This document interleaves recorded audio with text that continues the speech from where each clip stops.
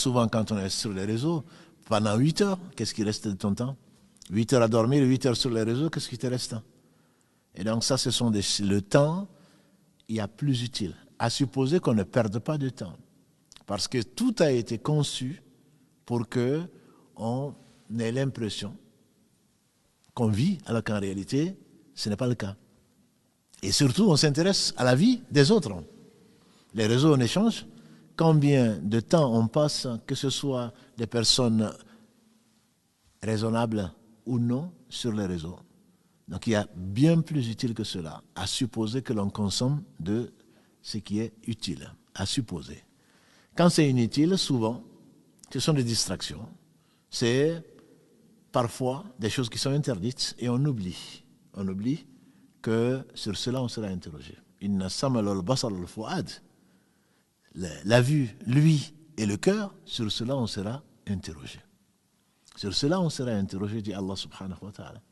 Et donc les émotions que l'on va avoir, les choses interdites que l'on va avoir, sont des choses qui seront comptées. Ce n'est pas Allah ne dit pas aux anges, les réseaux sociaux, vous ne le comptez pas. Les SMS, vous ne le comptez pas. Les échanges, vous ne le comptez pas. Quand c'est écrit LOL ou MDR, vous ne le comptez pas. Tout est écrit. Et tout est important. Il ne prononce pas une parole. Et on généralise, il n'écrit pas une chose. Il ne fait pas un acte s'il n'y a pas un gardien qui est là, un écrivain en train donc de le consigner. Et sur cela, tu risques d'être interrogé. Donc cela n'enlève rien dans la responsabilité, en tout cas quant aux musulmans. Bien sûr, on s'adresse avant tout aux musulmans. Quant aux musulmans, on doit savoir que celui qui fait le bien du poids d'un atome le verra, celui qui fait le mal du poids d'un atome le verra. Comme Allah subhanahu wa ta'ala nous le dit dans la sourate 99, versets 7 à 8. Quand la terre va parler, quand la main va parler, quand la peau va parler, quand les yeux vont parler, tout ceci font partie. Donc on a l'impression, nous, quand on est mangé par le réseau, quand on est absent, l'esprit est captivé, on a l'impression que ça ne fait pas partie de notre vie, alors qu'en réalité, ça fait partie de notre vie. Un autre point que l'on oublie parfois, mes frères et sœurs, c'est que on prend des témoins. On prend des témoins de nos péchés. Si avant, pour être témoin, il faut être présent, aujourd'hui, les gens voient des choses interdites que nous publions de nous-mêmes ou d'autres origines. Sur cela, ce sera des témoins contre nous. Qu'est-ce qu'on ne fait pas, qu'est-ce qu'on ne met pas sur sa page Facebook ou sa page Instagram? Qu'est-ce qu'on ne fait pas, qu'est-ce qu'on ne voit pas? On s'expose, on expose la vie de ses proches, de ses enfants, de ses parents. Et sans compter, donc pour des gens, normalement, bien entendu, dans l'islam, il y a des règles, il y a des maharim qui peuvent voir certaines choses et il n'y a que l'époux, le conjoint ou la conjointe qui peut voir certaines choses, mais tout est exposé. Si dans ta chambre ou dans ton salon, tu peux exposer certaines choses, on met tout sur Facebook, on met tout sur Instagram, on met tout sur les différents réseaux et que les gens voient, sans penser aux conséquences.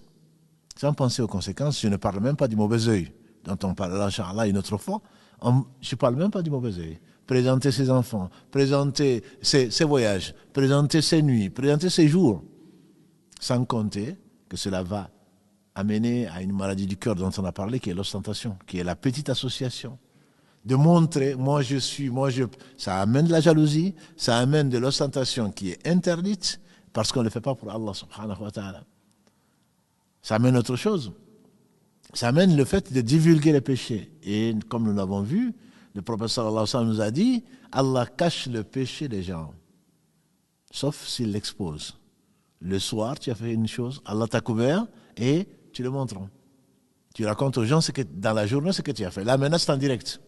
Tout est en direct ou presque. Chaque jour, il faut donner du nouveau et on rentre en compétition. Je ne parle pas des snaps.